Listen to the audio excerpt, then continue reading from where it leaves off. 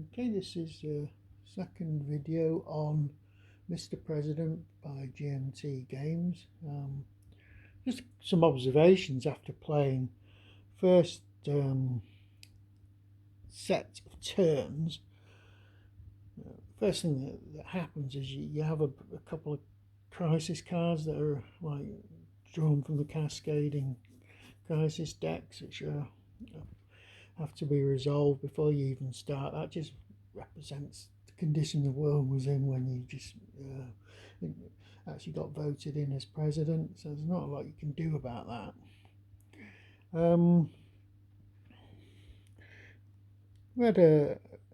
There's a few turns when you do the first turn. A few of the actual phases aren't applicable. Mainly because the conditions that would set those phases couldn't possibly have happened this early in the game. We've really looked at a couple of things. Basically, what we're going to talk about is we'll talk about the actual game manuals themselves. Now, really complex political games like this with lots of moving pieces, you've got to have a good manual. And I'm looking at games like the two geopolitical ones which precede World at War, where the manual is so bad you can read the entire manual and still not have a clue how to set up the game or how to even play it. Now this is nothing like this. This is the best set of manuals I have ever seen. Everything you want is where you would expect it to be, and if it isn't there, there's a pointer telling you where to go and look for it. This book here, the turn sequence book, is amazing. It basically takes this chart here and it tells you exactly what happens in every single step of these charts. And if there's something it doesn't have space to do here, I'll say, all right, if you're going to look at crisis chits, go to the governing manual, page 8 to page 9, and cover all that.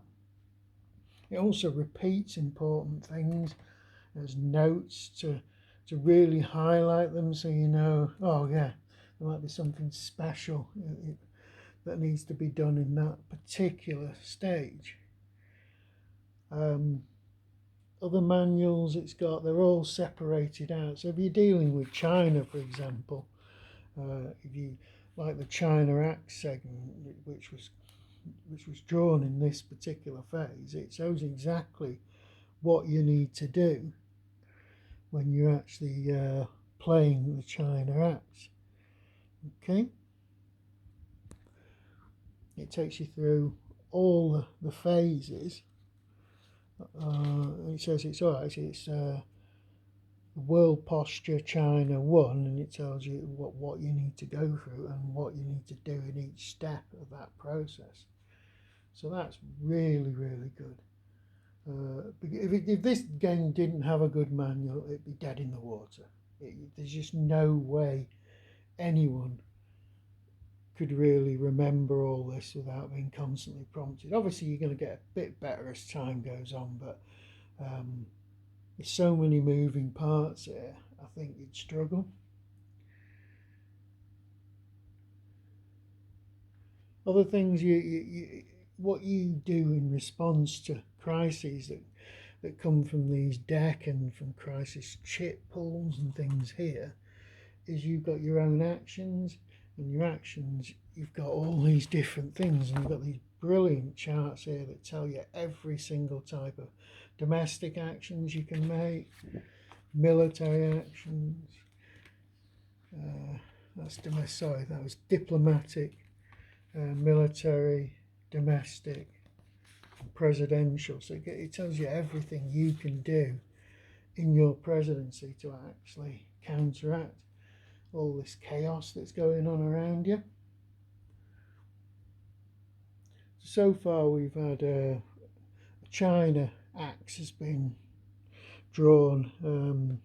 part of this phase here. So that's caused a bit of an instability. We've had quite a lot during the chip pull for Crises. We ended up with 3 chips being pulled out, and that led to quite a lot of problems. Even though we cleared tensions in the Middle East, we've actually ended up getting even more tension back. And other things we did in the Middle East, we got rid of the negative trend, and we've now got a pro-US trend in relationships in the Middle East. We also targeted one of these terror groups, but you say targeted, you're gathering information on it. You've actually got to move it into this bit here before you can actually target and hopefully get rid of it or reduce it. Other things that have happened, there's been a domestic crisis in the Eurozone due to a Swiss bank collapse, and that's pushed the regional crisis levels in Eurozone and Eastern Europe into unacceptable levels. Now I'm going to have to get them back. It's also negated the economic growth of the EU, and it's also caused worsening economy to go onto Russia and onto the United States. So that's not been good.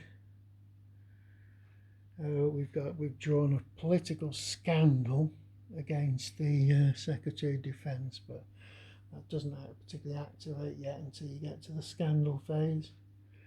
We had some strategic capability movements.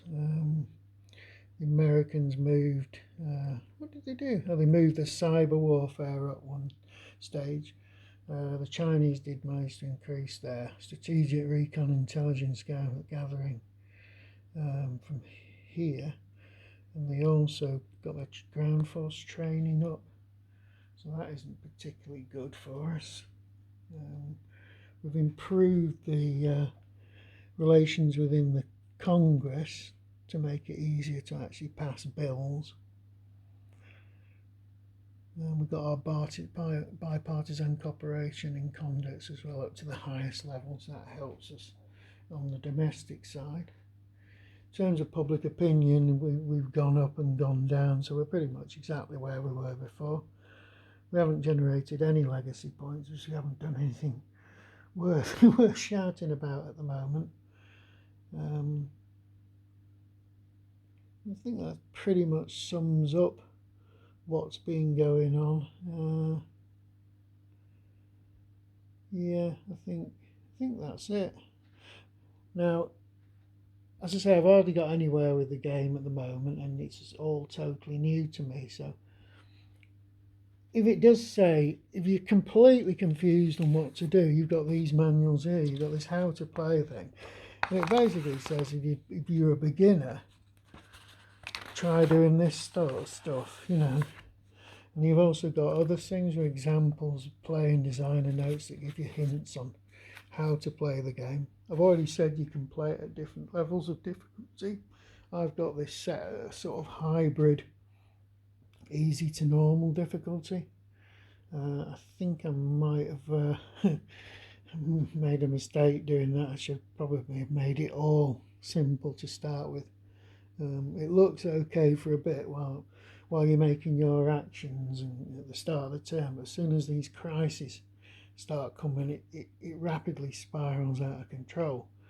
So I'm faced with, because of this 3 crisis chits, effectively drawing 4 crisis cards and a cascading crisis. I've got some work cut out for me to actually counter all the negative effects. Anyway, I'm having fun with it, and I think this is very much a niche game for certain people. It is totally solo, in case anyone's wondering whether you could play, say, the Russians or the Chinese. Well, you can't. Okay, that's it for my thoughts on the game after the first few phases.